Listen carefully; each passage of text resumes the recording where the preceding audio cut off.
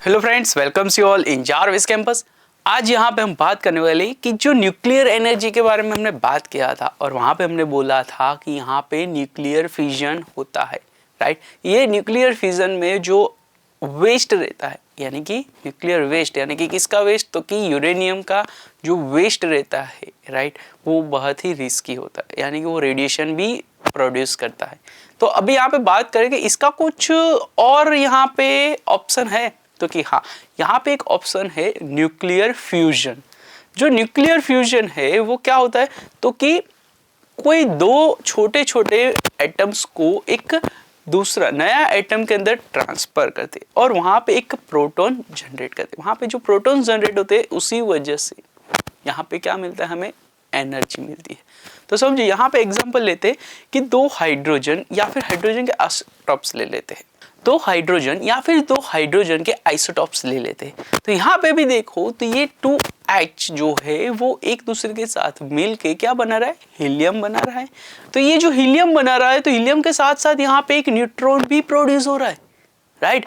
यानी कि ये जब यहाँ पे ये रिएक्शन होगा तो ये रिएक्शन के साथ ही यहाँ पे इतनी एनर्जी यहाँ पे क्या होने वाली है, प्रोड्यूस होने वाली है। तो ये जो एनर्जी प्रोड्यूस होगी वो न्यूक्लियर एनर्जी की जितनी ही प्रोड्यूस होने वाली है, ऐसा यहाँ पे माना जाता है। अभी ये जो एनर्जी यहाँ पे प्रोड्यूस हुई है वो किसके बिहाफ पे हुई, यानी कि ऐसा कोई रेयरली हमने एटम नहीं लिए थे, ये हाइड्रोजन ही था जो इजीली अवेलेबल है, राइट। यानी कि अभी हम समझे कि यहाँ पे जो एनर्जी रिलीज हो रही है वो बहुत ही ज़्यादा रिलीज हो रही है, ऐसा हमने यहाँ पे देखा। पर अभी यहाँ पे क्या हो रहा है कि ये जो प्रोसेस है वो प्रोसेस करने के लिए कंडीशन है, कौन सी कंडीशन है, तो कि बहुत ही ज़्यादा हाई प्रेशर यहाँ पे देना पड़ेगा और साथ ही साथ हाई टेम्परेचर मिलेगा अपने को।